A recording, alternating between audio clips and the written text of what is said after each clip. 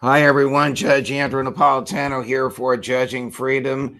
Today is Tuesday, January 21st, 2025. Ambassador Charles Freeman will be here with us in just a moment on is the ceasefire in the Middle East a ceasefire or just an inauguration pause?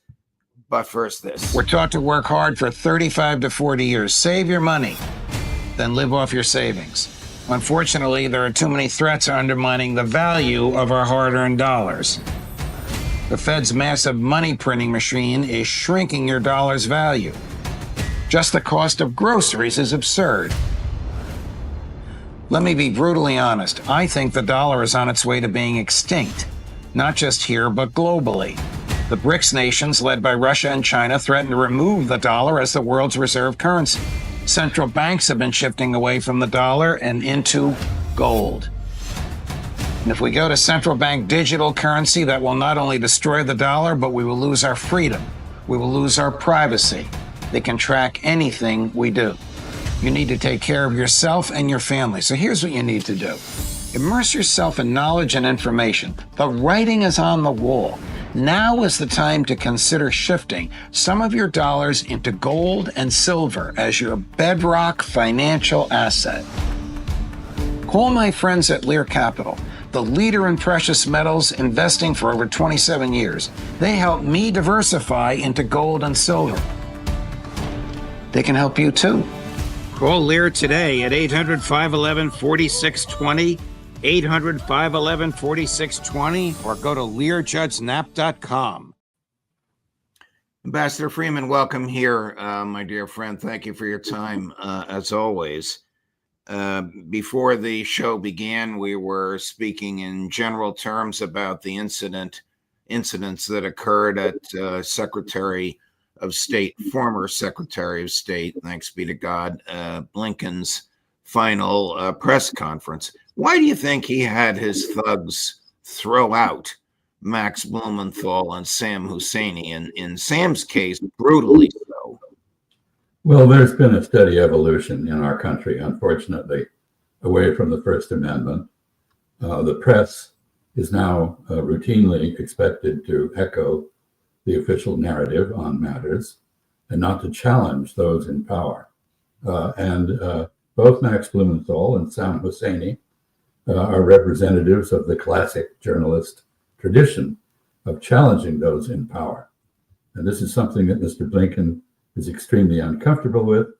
And this is essentially the sort of action one expects in a police state.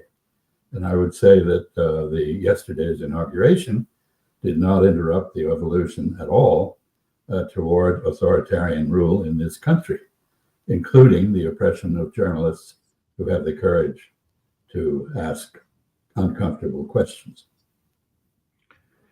Do you expect journalism to be suppressed in the Trump administration, contrary to the president's statement in his inaugural address about the freedom of speech? Well, I think we've seen an immediate flurry of executive orders, most of which have the effect of establishing political surveillance of government functions, rather like a Leninist commissar system. So every department is to evaluate the performance of senior career people to determine whether they are in line with Mr. Trump and his thinking. And he began his administration by stripping the security clearances of those members of the intelligence community, retired, who had opposed his story about Hunter Biden's laptop. And he also stripped John Bolton of any residual security clearances he had. So these are not the actions of someone with respect for free speech or willingness to tolerate dissent. I think we will see, of course, but it is not promising. Donald Trump had a Mossad asset on the dais with him yesterday in the person of Mrs. Adelson. is there any reason to expect that he will be as subservient to Prime Minister Netanyahu? Is there any reason to expect that he won't be as subservient to Prime Minister Netanyahu as Joe Biden was? Well, unlike Joe Biden, he was prepared to send someone to give Mr. Netanyahu some tough love. But that man, Mr. Witkoff, New York real estate dealer, billionaire, although he talked tough to Netanyahu, probably also gave him some sweeteners to bring about the phony ceasefire that we're seeing. That has been quite revealing because it demonstrates that the effort to destroy Hamas has resulted, of course, in the destruction of Gaza, but Hamas is intact and able to exert its authority there. It has also demonstrated, if you watch the pictures, film, that the Israeli hostages were well treated. They're in good health. Their experience undoubtedly was traumatic, but unlike the Palestinian prisoners, the hostages that Israel has taken over the years, they were not subjected to the kind of brutality that has been well documented in the case of Israel. So I would say two things. First, Miriam Adelson apparently, in return for a $100 million contribution to the Trump campaign, got a support from him for the annexation of the West Bank and the continued ethnic cleansing of Palestinians. Mr. Witkoff, although he talked tough, is entirely in line with the Zionist program. In fact, he is quoted in the Jerusalem Post as talking about removing the Palestinians and resettling them in Indonesia. There's no indication whether he asked Indonesia anything about that. And there's no reason for anyone to accept that Israel or anyone else has the right under international law to dispossess the people it has oppressed. So I don't think we're in for any change at all. It'll be more of the same. The rhetoric will be more honest. There will be less nonsense about human rights and opposing genocide and so forth. But there will be just as little tolerance for anyone who dares to ask about these things honestly. If the rumors about Mr. Witkoff's sweeteners to Prime Minister Netanyahu are true, they are, of course, reprehensible. And that has to do with NSO/Pegasus and ZeroClick. That's the catastrophic software that the Israelis manufacture, which under Joe Biden was illegal to import into the United States. If Trump lifts that embargo, that would be crazy because the Israelis will use that on Trump. They'll use it on the American government. Of course, the government will use it on all of us. It allows the government to, or the owner of it, the possessor of it, to hack into computers without tricking someone into clicking onto a link. The other two so-called sweeteners, again, these are rumors, this is not written down anywhere, are that Trump will support the repopulation of the Israeli settlers of the West Bank and the re-entry into Gaza of the IDF. It would take a very small trigger or conflagration for Netanyahu to claim the right to re-enter Gaza militarily, don't you think? Well, first, I don't know why you imagine that Israel is not already using these instruments to eavesdrop on American politicians in the White House. I believe they are. So the ban on the importation of these technologies was basically ineffectual. Second, Netanyahu has made it very clear in his discussions with the fascist elements of his cabinet that the only reason he agreed to phase one of the so-called ceasefire was because he had assurances from both President Biden and President Trump that he could resume the war of annihilation in Gaza at any moment. And he also authorized, his cabinet authorized, an intensification of the ethnic cleansing operations, the pogroms, militarily supported pogroms in the West Bank. So I think anyone who thinks this deal was anything other than a pause in the genocide to facilitate an exchange of hostages is dreaming.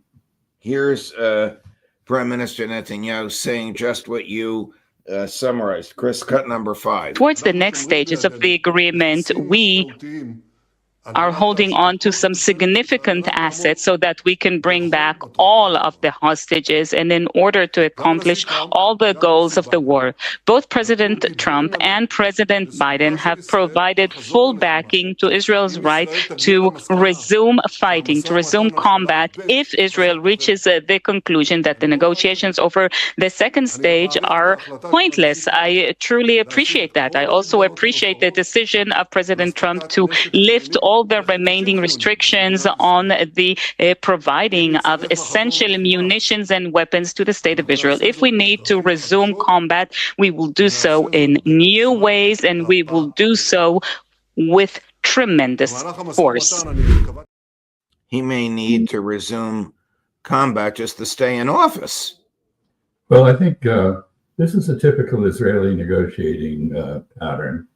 That is expedient agreement to immediate advantages against the deceitful promise of progress on longer-term issues.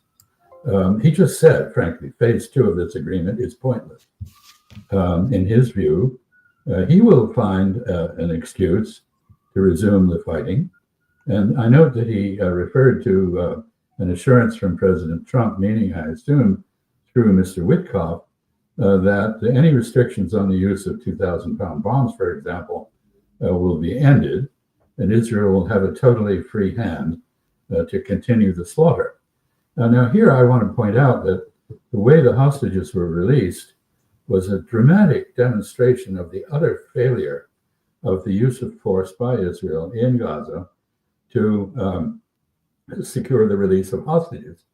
The hostages, these hostages, have been released only in the same way as the initial release occurred, that is through negotiations. And Mr. Netanyahu, and before him President Biden, Secretary Blinken, National Security Advisor Sullivan, did everything possible to prevent a ceasefire over the previous period. Mr. Trump is not interested in a ceasefire. He's interested in courting Israel and its domestic political support.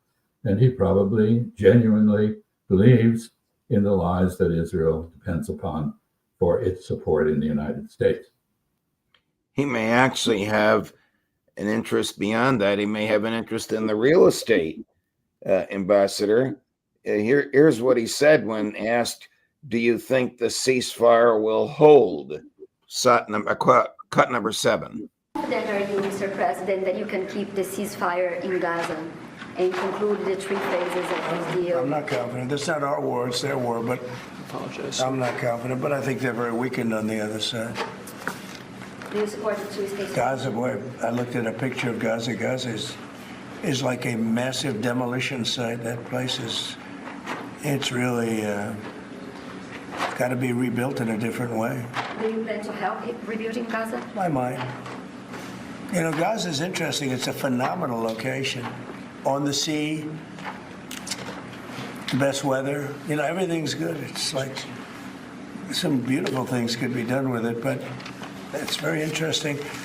But some fantastic things could be done with Gaza. How do you see the future in governance for Gaza? Well, it depends. I can't imagine you could have, well, you certainly can't have the people that were there. Most of them are dead.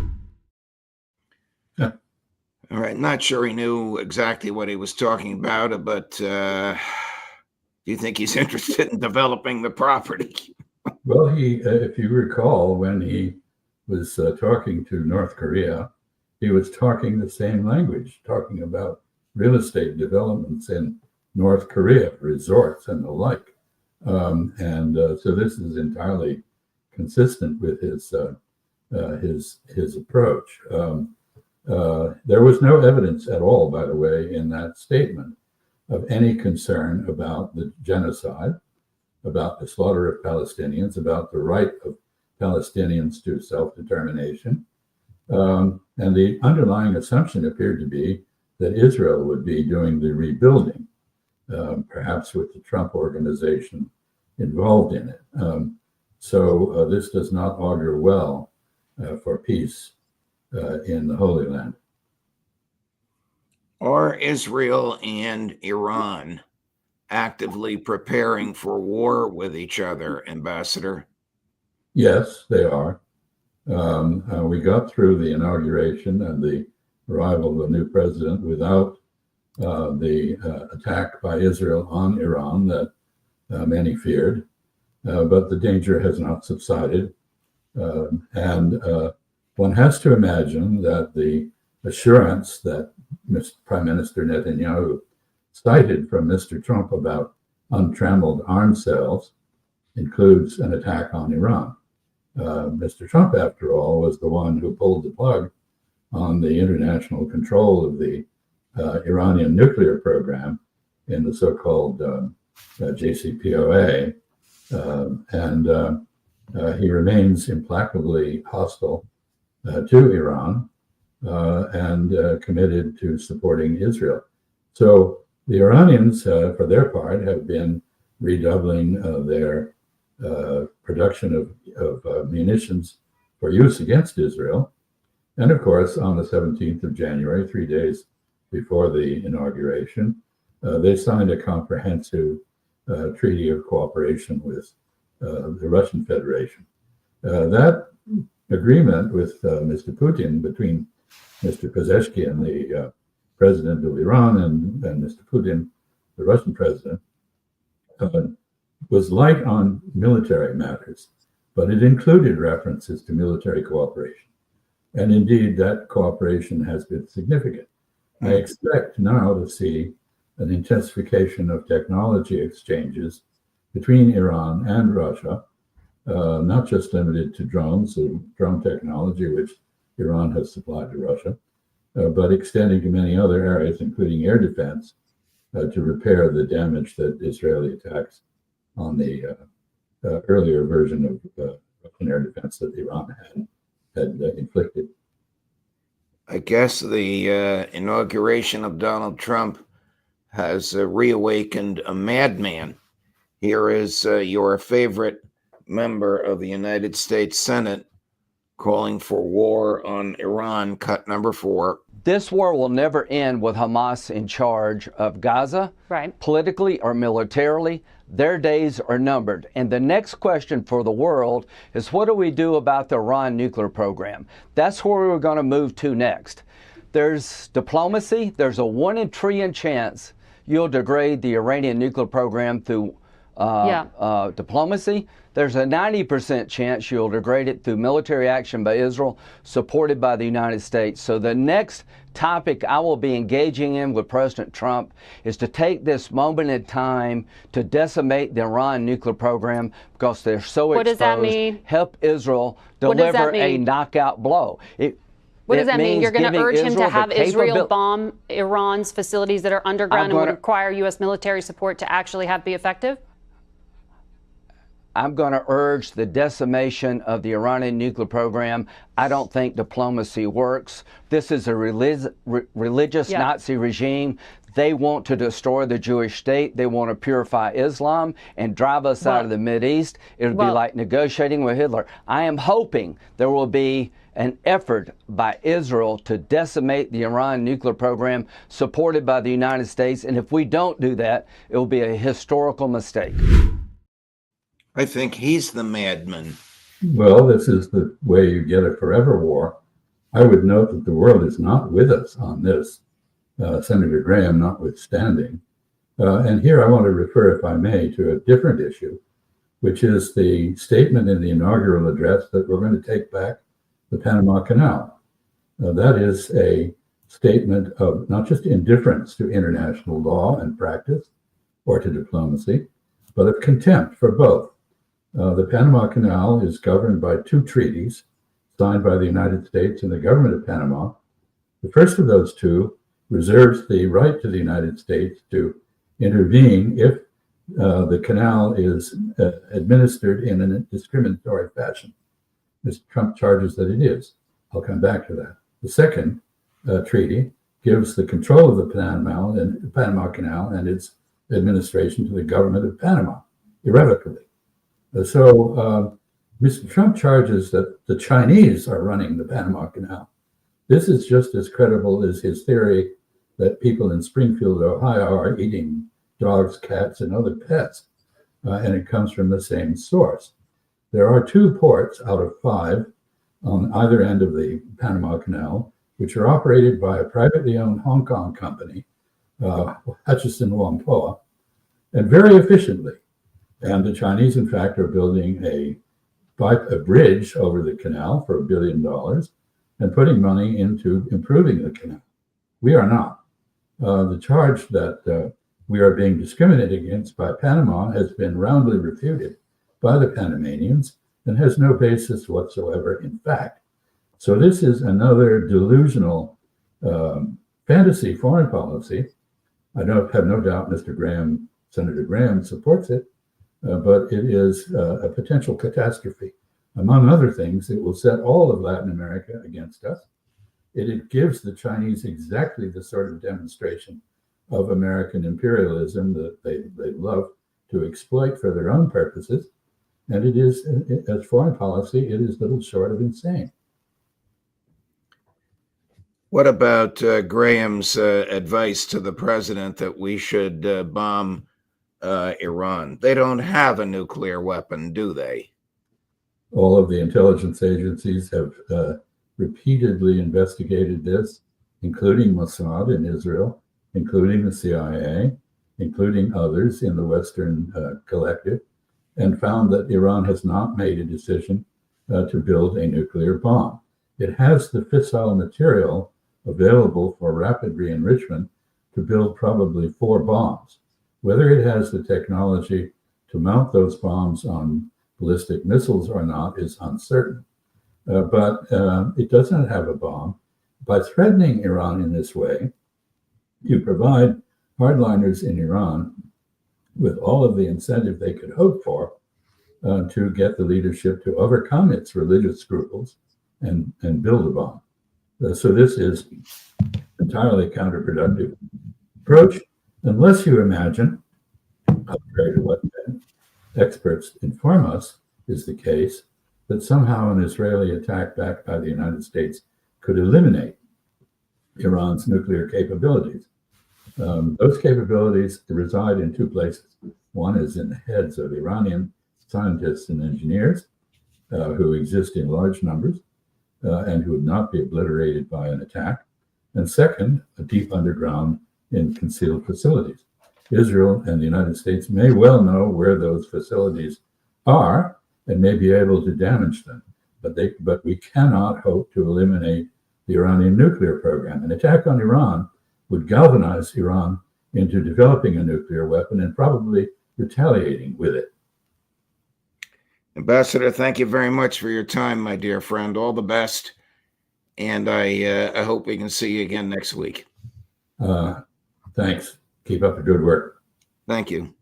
Coming up later today, Pepe Escobar, Kevork Almasian, Matt Ho, and Karen Kwiatkowski. Judge Napolitano for Judging Freedom.